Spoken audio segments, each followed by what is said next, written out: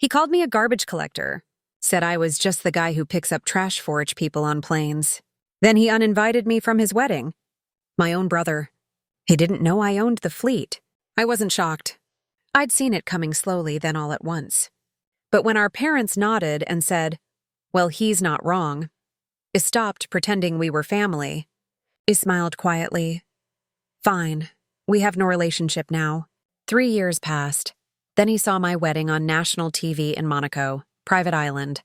Helicopter flyover, celebrity guests, primetime news coverage. 15 minutes later, my phone lit up. Mom, Dad, him. Voicemails stacked like corpses. I didn't pick up. Then he got the text from her, his fiancée. "We need to talk." 35 minutes later, she sat across from me, pale, silent, staring at the invitation in her trembling hands. The one I'd sent her directly. Too late. The vows had already aired. My bride had already walked down the aisle. The crowd had already stood. She had already seen who stood beside me. Her sister. The one he swore was too plain to bring to his wedding. The one he said had no future. Now she had mine. And his ex-fiancé spotlight. She whispered. "He doesn't know yet, does he?" I smiled. "No, but he will." I remember the last time we were truly brothers. We were 12. He stood up for me against a neighbor kid who broke me toy plane. Said, "Nobody messes with my brother." I believed him. Back then, I cleaned cabins after school. He mimicked it even then. "Ew, that's gross," he'd say, wrinkling his nose at gum wrappers. I didn't mind. Every crushed soda can bought me 1 more hour in the hangar. I watched pilots, learned systems, asked questions. He played video games, chased girls, partied. Years passed. I climbed up from cleanup to fuel logistics, then dispatch, then charter management. I built trust with VIP clients. One day, a CEO handed me keys to his jet and said, "Buy me 10 more like it." So I did. My name stayed off everything. Shell corporations, silent partnerships. I didn't want praise. I wanted freedom. He never asked what I did. Said he didn't care for loser jobs. The last conversation we had before the wedding, "Don't come." He said, "You'll ruin the photos." That was the switch. The moment I felt the heat cool into calculation, I started watching, listening, planning. I found out his fiancée had a sister. Quiet, brilliant, overlooked. She once coded an AI prototype in a weekend. He called her a failure. I disagreed. I reached out, not with a proposition, with respect. We talked, grew close, built something real. Not just love, strategy. She didn't want revenge. She wanted escape, and I wanted precision.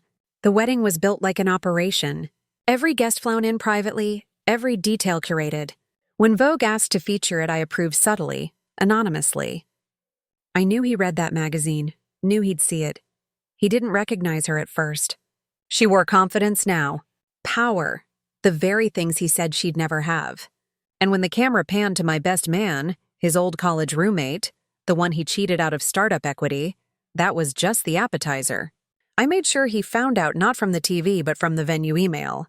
One of my companies owned it. They sent him a billing error with my name in bold and the words "private owner wedding buyout." I can only imagine the moment his stomach dropped. He showed up 2 days later at my office hangar. No guard stopped him.